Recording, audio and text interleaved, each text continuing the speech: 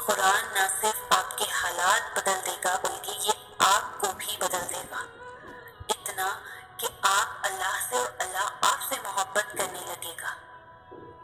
آپ ایک ایک آیات کر کے قرآن کو پڑھتے جائیں، اللہ ایک ایک کر کے آپ کے لیے اپنی مدد کے دروازے کھولتا جائے گا۔ جس اللہ نے آپ پر قرآن نازل فرمایا ہے وہ آپ کو ایک اچھے انجام تک پہنچا کر رہے گا۔ قبول نہ ہونے والی دعا قبول ہوئی دعا سے بڑا معجزہ ہوتی ہے، کیونکہ آپ کی کچھ دعائیں آپ کو توڑ دینے والی ہوتی ہیں، اور جب اللہ یہ دیکھتا ہے کہ آپ کی نیت صاف ہے تو اللہ آپ کو ان توڑ دینے والی دعاؤں سے بچا لیتا ہے، ان دعاؤں کے لیے جو آپ کے حق میں بہتر ہوتی ہے، اور یہ سزا نہیں ہے بلکہ اللہ کو آپ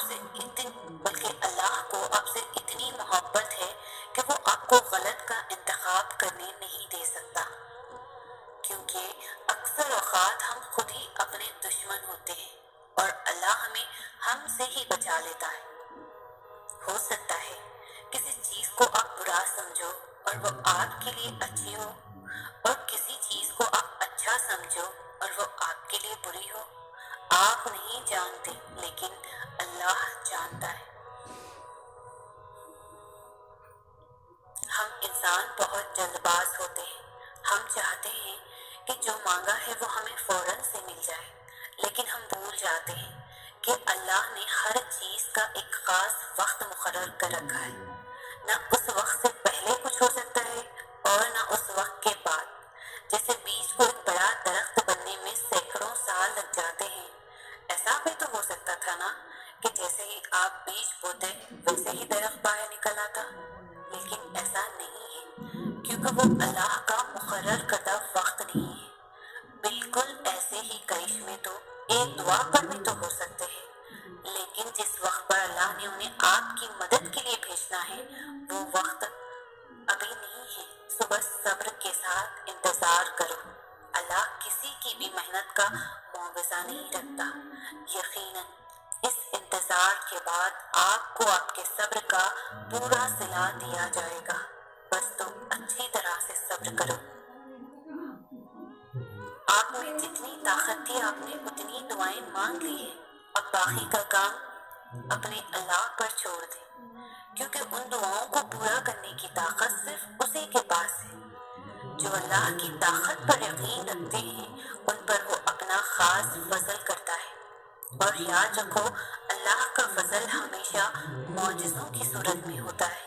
بلا شبہ اللہ کی مدد بہت قریب ہے۔ زندگی کے بہت سارے اسباق میں سے ایک سبق میں نے یہ بھی سیکھا ہے کہ جب ہم اللہ پر چھوڑ دیتے ہیں معاملہ تو وہ رب ایسی ایسی جگہوں سے نوازتا ہے کہ انسان حیرت زدہ ہو کر سوچتا ہے کہ یا اللہ میرے صبر کا اتنا اچھا صلہ۔